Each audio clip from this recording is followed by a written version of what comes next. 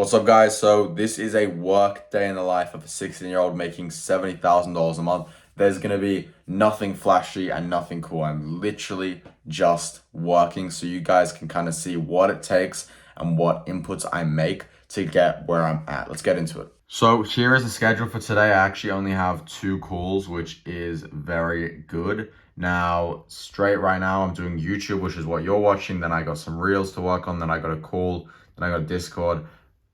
This is basically just like where our clients communicate. So I'm going to clear that up. Then I'm going to work on something for one of our done for you clients, Gilberto. Then I'm going to be at the gym while reviewing work one of my team members did. Then I'm going to be media buying our own personal ads. Then like looking at the next steps with our own ads. Then making some new ads. And then any additional work, collecting some back-end cash, and then tracking. So let's get into it. Before we get into the rest of the vlog, I want to talk to you about something though, because there's something that when you get to, my sort of stage of the game where you have to start taking more financial risks, some sort of human kind of nature starts to kick in. And if you let it and if you kind of give in to it, it's gonna fuck you. Like, it's literally gonna make you make the most illogical decisions. It's gonna make you act out of spite. It's just gonna bring all this bullshit and just keep you stuck, if not make you literally reverse, right? That's how bad it is. So I want to tell you guys about it and how I fixed it. It's literally scarcity, right? People they overlook how important it is and how deadly scarcity actually is, right? Scarcity is where you're afraid of losing something. And a lot of the time, it's losing something you don't even have. So it doesn't even make sense, right? Scarcity is bad because when you kind of start leveling up, you need to take financial risks. And those financial risks is where the scarcity starts to kick in. It's, oh, what if this goes wrong? What if this goes wrong? And that's going to keep you stuck in your place. Even if it's the right decision, even if you know, okay, logically speaking, it makes sense to do this, it's still like going to keep you stuck. It's still going to fuck you up, right? And I know this because, we just had something happen where basically, long story short, like, don't know how it happened, but someone pulled money out of like the business account. Like, not really someone, but a company pulled a lot of money out of the business account randomly. And we are like, what the fuck? So then we started kind of acting a bit out of scarcity. We're like, oh, I don't know if I should pay this guy. Like, it makes sense to pay this guy, but I don't know, right? And that's where the scarcity kicks in. You just have to remind yourself, okay, will there be a return on this? Okay, let me spend it. Because at the end of the day, that's what money's for. And the big key is just viewing money not as some kind of thing you're hustling for and working for, because that's where you're going to pedestalize it, but it's just a byproduct of what you're building. When you view it as a byproduct of what you're building and just something on the side, you care about it less. It's less of, something important. And it's hard to do in today's society because everyone values money so much, but that's really important to do.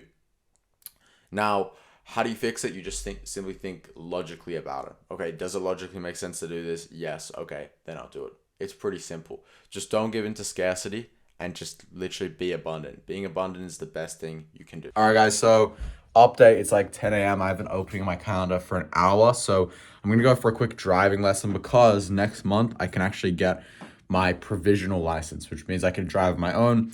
That's going to cut the time it takes me to go to the gym in half, which will be great. It'll be very optimal. I'm also going to buy a car soon. So let me know in the comments what you think I should get that I can like actually legally drive at my age in Australia. All right, so it is 5 p.m. right now. I've been working all day. I've been making a ton of ads. I made like 5 ads so far. I still have a bunch more ads to go. I got like 5 more to make. So being crazy, done some tracking, done a lot of client work. Been a really productive day overall.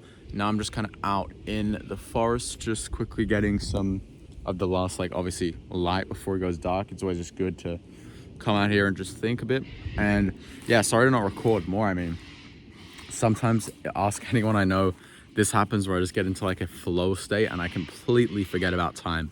Just like completely goes by. So yeah, right now, pretty nice forest, just chilling right now.